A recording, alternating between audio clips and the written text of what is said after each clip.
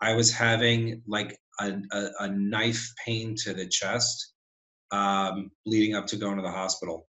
And that I had never experienced before.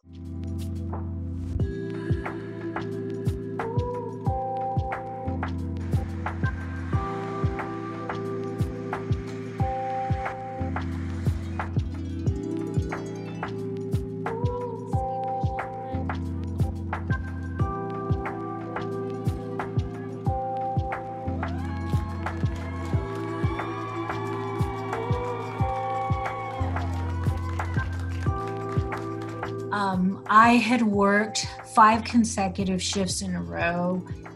We had seen several coronavirus suspected patients, between 5 and 6 walking onto the shift, and then slowly it would trickle in and they would go up to the ICU. So it was an ongoing presentation of coronavirus patients that were in the ER at all times. At that point, it's 10 o'clock at night on Saturday. I am getting more and more ill, subjective fevers, generalized pain, aches, chest pain, back pain, and I'm having trouble breathing. I'm having difficulty walking just to the bathroom. I'm very short of breath. I'm unable to finish sentences. My husband says, okay, I've had enough. I am taking you to the hospital that you work at to get care. The morning of Thursday, March 19th, being that I work from home, I got up, sat at my computer. The chest pressure was a little more intense and it wasn't going away sitting up and working. So that was the first day I was like, all right, something's off. But watching the news and hearing everything about New York City, I'm in Manhattan, and New York City is short on tests and short on PPE. And unless you're really dire, we need to save those tests and PPE for first responders and people who really need this. So I made a decision that day. I'm just going to stay home. I'm going to ride it out, and I'll just monitor my symptoms. Probably around 8 p.m. Sunday night, I started to have coughing fits, and every time I finished a coughing fit, it was couldn't catch my breath. And at that point, I was like, something. Again, your body's telling you something is wrong.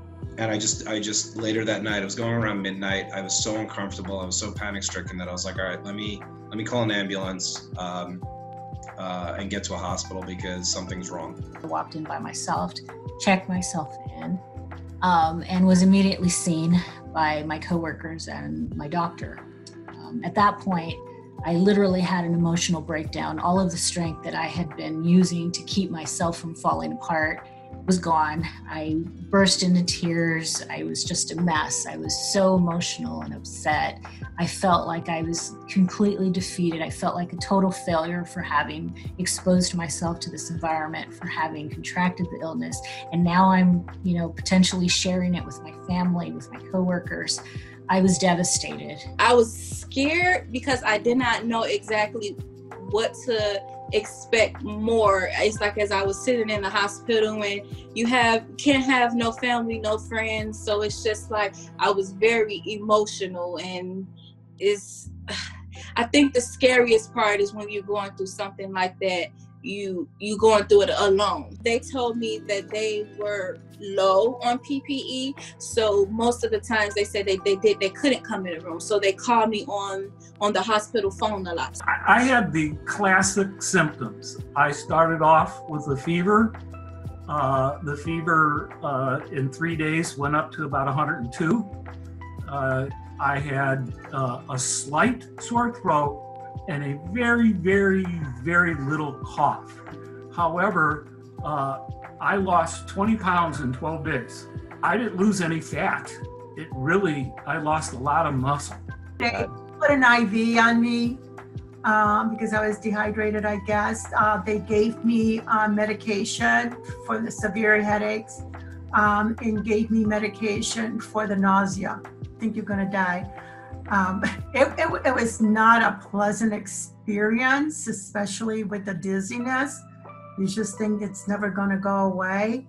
It's so long lasting that you just feel terrible. I'll be honest with you. When I was going to the hospital that night, being that I was having trouble breathing and I had watched enough news at that point to see that a lot of people go into the hospital, and if they get hospitalized, it can be a sudden downturn.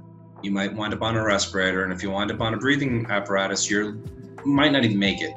And these were the thoughts that spiraled out of control that night for me.